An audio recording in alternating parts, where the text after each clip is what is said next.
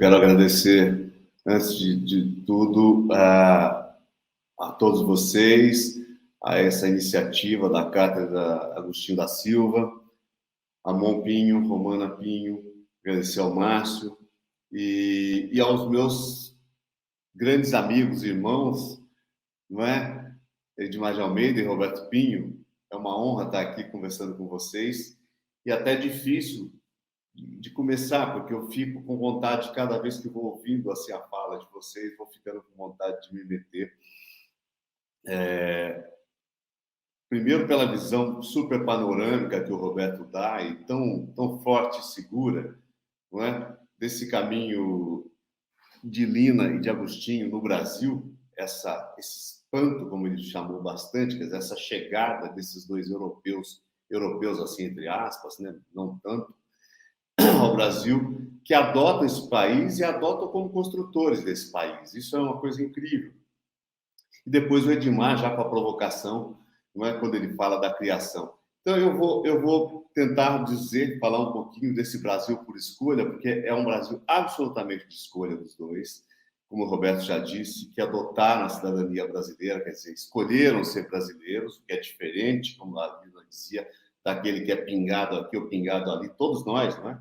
Ela dizia, não, eu escolhi esse meu país por escolha, por isso eu sou mais brasileira do que vocês. É uma provocação que ela fazia.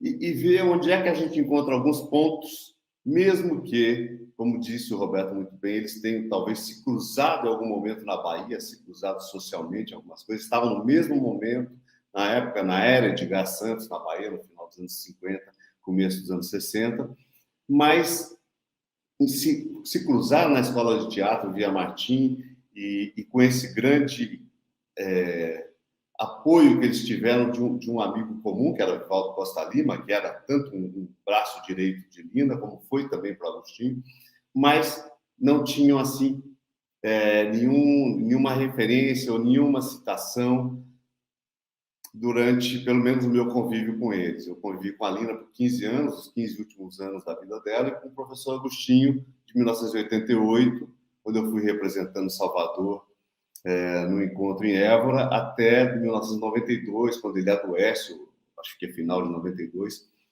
e com bastante intensidade, indo a Portugal algumas vezes por ano até, e lendo seus textos. E aí, eu ainda trabalhando com a Lina, eu conseguia ver alguma coisa, ou sentir mais do que ver, muito parecida nos dois, mas que não se conversavam. Quer dizer, as coisas se conversavam, eles não se conversavam. Agostinho tinha um profundo respeito pelo trabalho de Lina, porque eu ia para lá e dava os relatos do trabalho que a gente estava fazendo no Brasil. A Lina tinha uma certa distância, por essa memória que ela tinha lá da Bahia, um discurso um pouco racionalista que ela comprava de alguns amigos, assim, uma coisa, não, aquela é uma coisa meio sebastianista, tal, não me interessa muito. Tal. Mas eu via que ali os dois trilhavam a mesma estrada.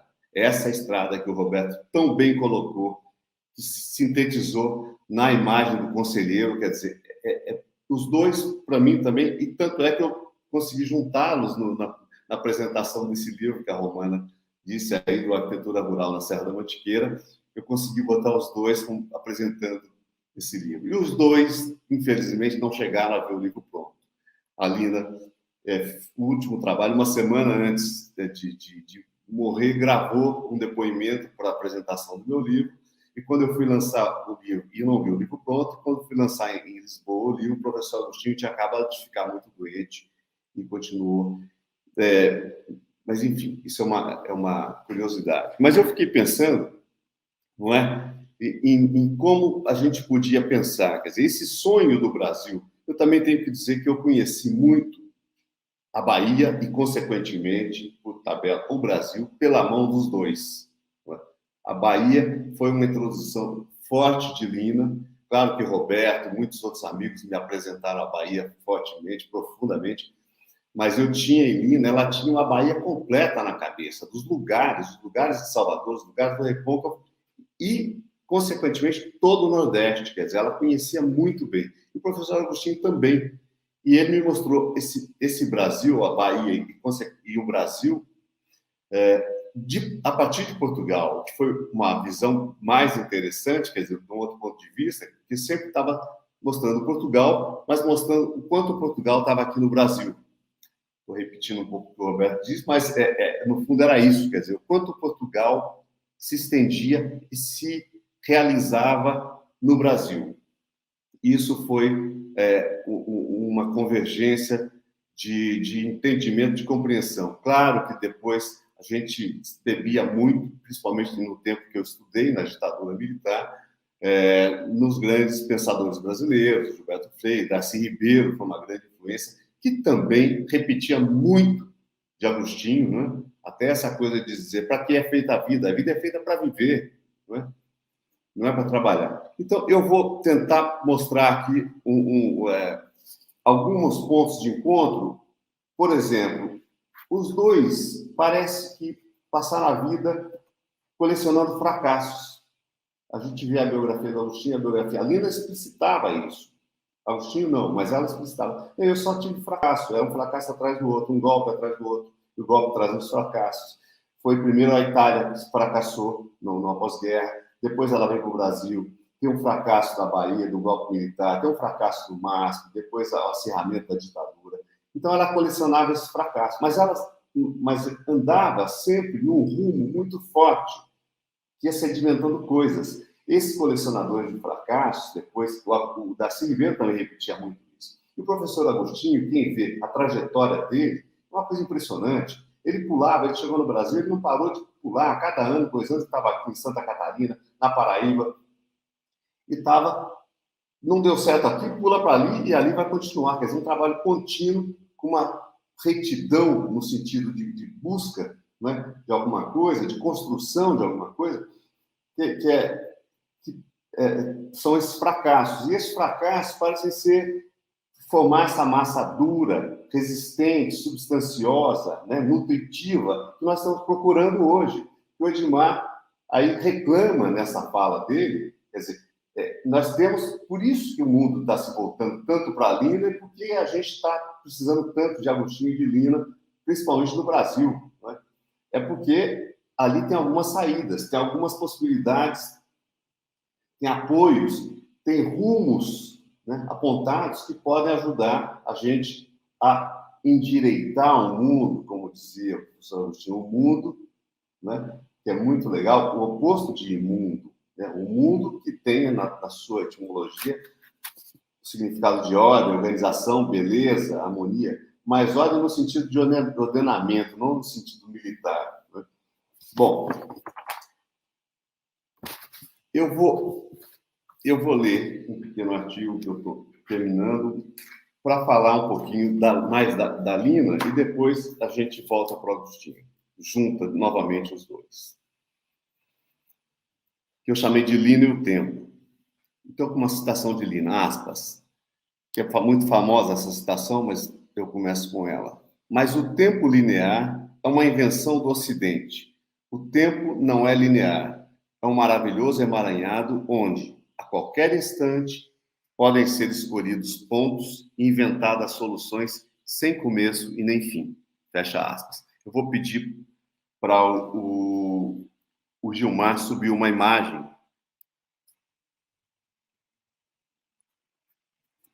Então, quando da apresentação da exposição Lina Bobardi na China, em 1998, uma grande exposição que circulou o mundo todo, que nós organizamos, mostrando o trabalho da Lina para o mundo. E em Hong Kong, o diretor da Faculdade de Arquitetura da Universidade de Hong Kong, professor Eric Lai, após ler a frase de Lina sobre o tempo, que nós usamos aquela frase na abertura da exposição, após ele ler essa frase, ele presenteou-nos com um desenho que representava o tempo segundo a dinastia Sung do Norte, que durou de 960 a 1127 depois de Cristo. Este era o desenho, a representação do tempo para essa dinastia. Tratava-se de um emaranhado de linhas que faziam volutas, sem começo nem fim definidos. Linhas construídas por pontos e traços descontínuos, com interrupções que poderiam ser interpretadas como uma miríade de caminhos, ou as veredas do Guimarães Rosa, se a gente quiser. Caminhos no tempo que poderiam ser trilhados livremente. Pode apagar. O diagrama era a perfeita ilustração para a frase de Lina, e a frase, a explicação do diagrama. Sem pestanejar, surpreendidos que estávamos com este encontro de visões do tempo convergentes, espaçadas por quase 1000 anos, fizemos um novo painel para a abertura da exposição, reunindo o texto e o diagrama. Eu conto essa passagem sobre um encontro tão significativo de modos de ver, pensar e representar o tempo numa dimensão expansiva e libertadora, para ilustrar o modo de agir de Lina na criação de seus espaços e suas arquiteturas. Este encontro fortuito com o Extremo Oriente referenda, de certa forma, a frase na qual afirma que o tempo linear é uma invenção do Ocidente. Mas nessa citação, Lina quer dizer mais. Sua referência aos diferentes tempos parece ser de uma maneira de dizer não a muitos aspectos da civilização ocidental. Uma reverência ao tempo não cronológico, comum a tantos povos originários e culturas do planeta, a começar pelos nossos povos indígenas. Em um outro momento de reflexão sobre a cultura brasileira, no livro Tempos de Grossura, o Design no Impasse, Lina diz em seu capítulo final, aspas, o Ocidente continua tomando em consideração somente as manifestações culturais dos grupos de poder central e não sai desse impasse. Mas, apesar dos esforços para demonstrar o contrário, o Brasil é mais África-Oriente do que Ocidente. Portugal também não é meramente Europa, é um país atlântico. Fecha aspas. Ainda reforçando esse argumento sobre ser mais ou menos ocidental, eu lembro aqui das inúmeras vezes em que Lina se referiu ao tempo hispânico, citando Gilberto Freire, como sendo uma chave para a compreensão do Brasil. O tempo não linear, que não se submete ao cronômetro, tempo do sertão, dos animais e vegetais, ligado aos fenômenos da natureza. Tempo também de viver o ócio de forma digna e criativa. E nesse sentido, passado, presente e futuro podem fundir-se, conciliados. Essas passagens deixam claro o constante combate de Lina às limitações, aos enquadramentos, às amarras do passado, como costumava dizer, impostas ao mundo ocidental de matriz europeia e racionalista. Aos princípios que moldam o mundo prioritariamente pela ótica da produção, que valorizam somente o trabalho incessante e produtivo dos homens.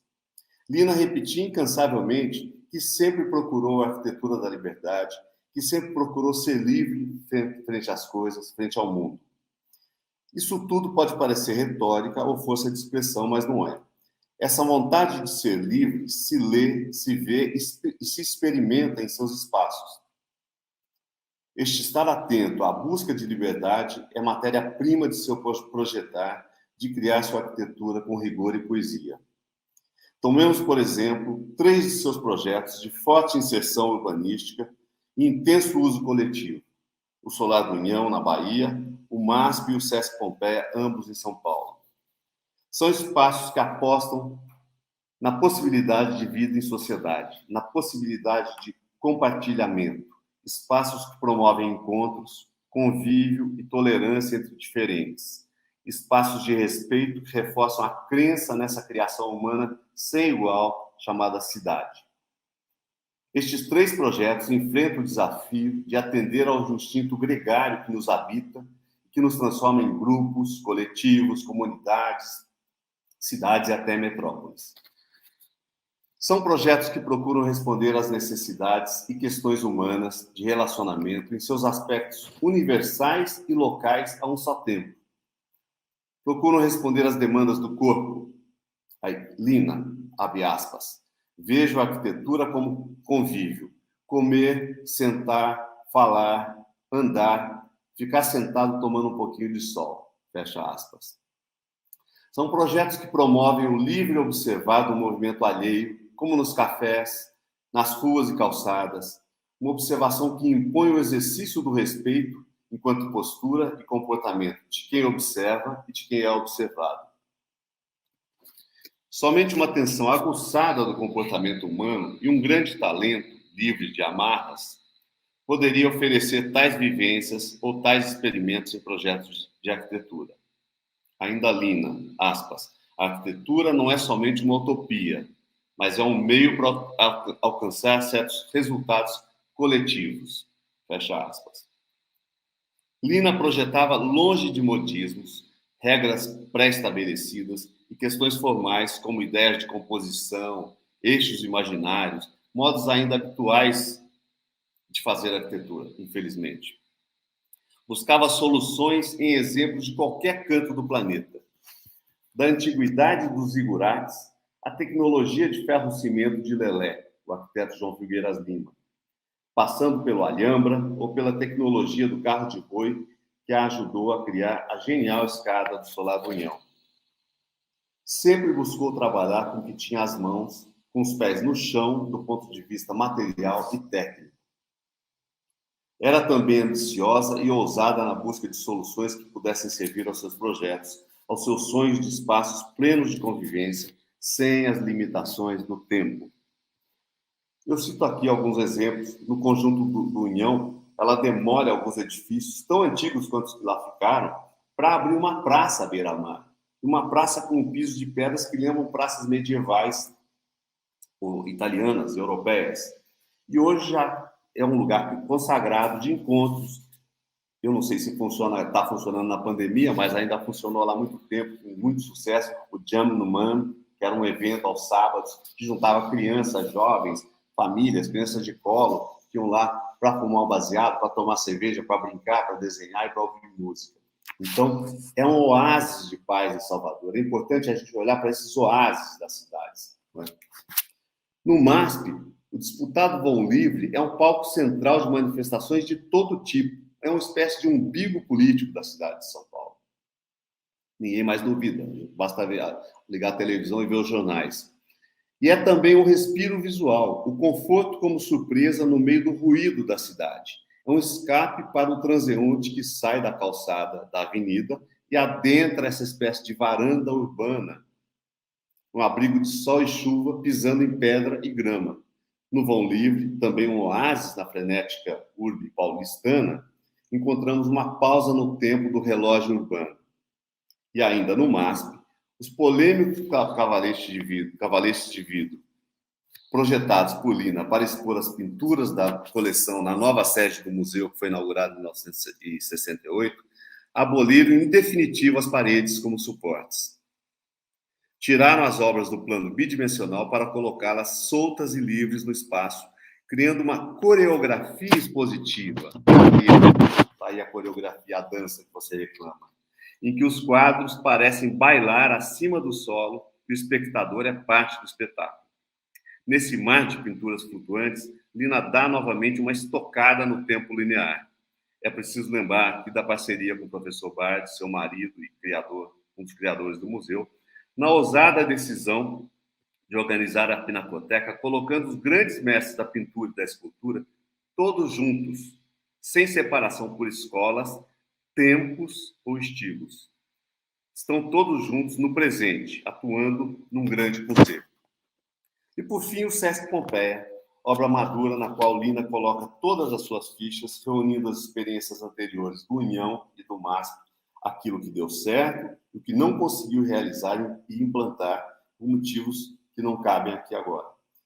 Na Pompeia, quando a gente acompanha a vida pulsante da frequência dos seus frequentadores, observamos que ali parecem sentir-se em casa, donos dos espaços, mas donos de uma propriedade que é coletiva. Lina chegou a dizer em uma aula para os alunos na escola de arquitetura, logo no começo, chegou a dizer, aspas, fizemos aqui uma experiência socialista, fecha aspas. Em um dos seus depoimentos sobre o Sesc Pompeia, para um documentário na TV Cultura, em 1982, quer dizer, no ano que foi inaugurado, Lina volta novamente ao ataque ao Ocidente, explicitando o que procurou no projeto e o que já estava.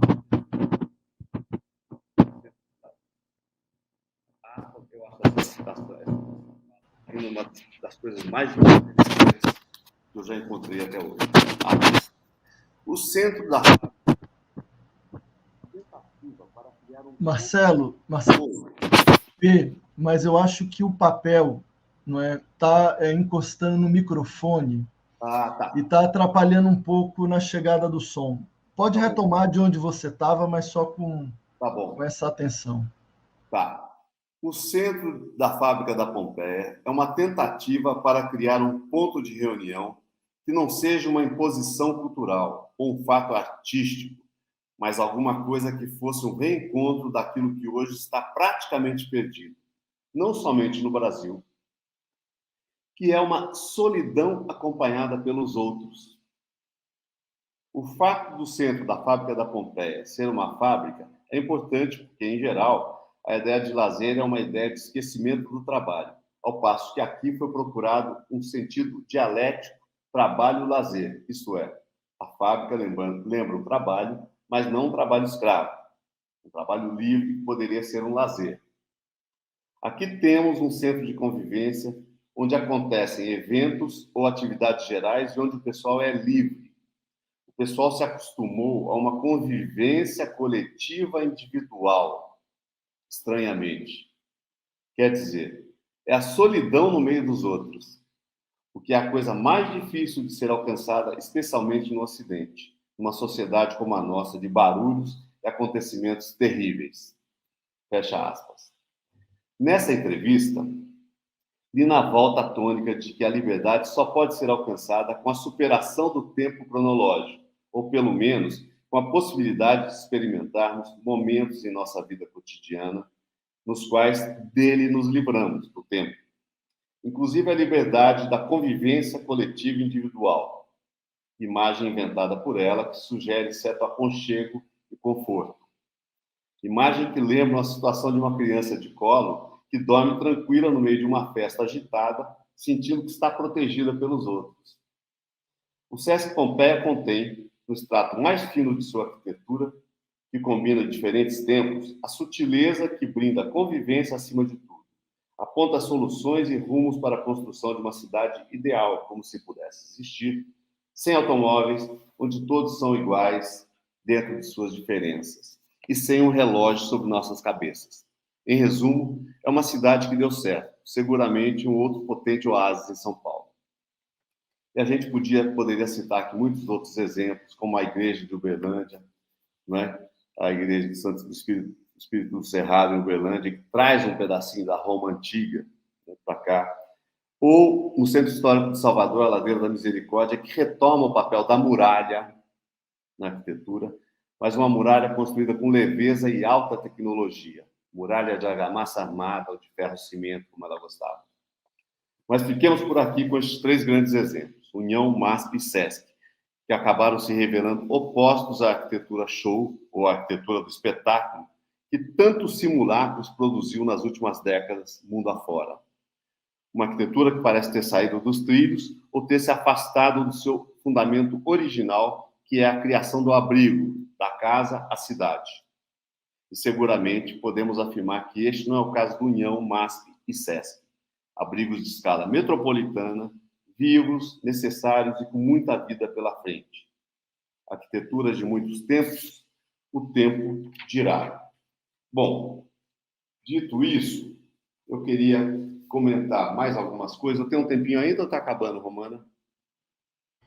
Tem 5 minutos, 5 Marcelo. minutos. Então, só para Obrigada. dizer que eu vendo uma aula do arquiteto Aldo Van Eyck, em 1995, aqui em São Paulo, sobre a Lina, ele diz uma coisa que vem do encontro dessa questão do tempo, do Ocidente. Primeiro que, retomando o Roberto, quer dizer, essa questão do Ocidente, eles eram ocidentais, né? De certa maneira, a formação do Agostinho, a formação de Lina vem com essa carga ocidental. Não poderiam jamais deixar de lado, abandonar isso. Mas eles tentam fazer uma outra coisa. Lembrando que o Agostinho já começa em Portugal fazendo os cadernos de iniciação, filosofia, a conhecimento da ciência. E Lina aqui faz uma coisa parecida, que eram as exposições didáticas que ela cria no MASP, no primeiro MASP, exposições didáticas que introduzia temas da cultura universal para os não iniciados, não é? Para um público brasileiro, contado de uma forma didática, simples, livre e muito sem os limites, os cânones acadêmicos para contar a história da humanidade. Muito parecido, atitudes parecidas de Lina e de Agostinho. E antes de falar do Alto Van Eyck, eu queria dizer mais uma coisa. Quando o Edmar fala do Espírito Santo e tal, o professor Agostinho me levou uma vez no Museu da Marinha, em Lisboa, para ver a réplica da Trindade que vem com Cabral para o Brasil. Depois eu vou até Belmonte visitar o original. E a réplica, ele dizia assim, tem a mãe, o filho, dando de comida para a pomba, para o Espírito Santo. Ele dizia, isso é a criatividade. É a criatividade maior. E o Brasil nasce sem pai. Nasce filho da mãe, do filho e do Espírito Santo. Ele fazia uma brincadeira, mas era uma brincadeira muito profunda e muito séria, a gente sabe disso. Mas voltando então para o Aldo Van Eyck, ele diz o seguinte numa palestra, ele cita uma frase de Lina, a frase é essa: o que o Ocidente fez foi separar o progresso da civilização. Fecha aspas, frase de Lina. Ele começa a palestra estupefato dizendo: antes de tudo, torna-se necessário compreender que isso não foi escrito por alguém que pertença integralmente ao Ocidente, mas sim por alguém que ama o Ocidente, mas o abandonou, deixou a Itália e descobriu um novo mundo no Brasil. E ela está certa, falando de Lina. Bom, e para terminar, e depois a gente discute mais, eu quero contar também uma frase de Lina, de uma carta de Lina, escrita para o Bruno Zevi, um crítico importante de arquitetura, que era muito amigo dela, foi companheiro de projetos na Itália, no começo da carreira. Ela, em 1964, ela vai para a Itália e vai fazer uma palestra a convite de Bruno Zevi na Universidade La Sapienza de Roma, como citou o Roberto, a escola que ela estudou. E ela chegou a ser vaiada pelos estudantes italianos na universidade. Por quê? Aí, Lina, aspas, naquele dia, na Universidade de Roma, tive um choque violento. Por mais de 15 minutos, minha incapacidade de falar italiano era total. Senti claramente que uma língua adere completamente às estruturas essenciais de um país, expressa a sua realidade. E a minha realidade era uma outra realidade. Fecha aspas. Bom, é isso.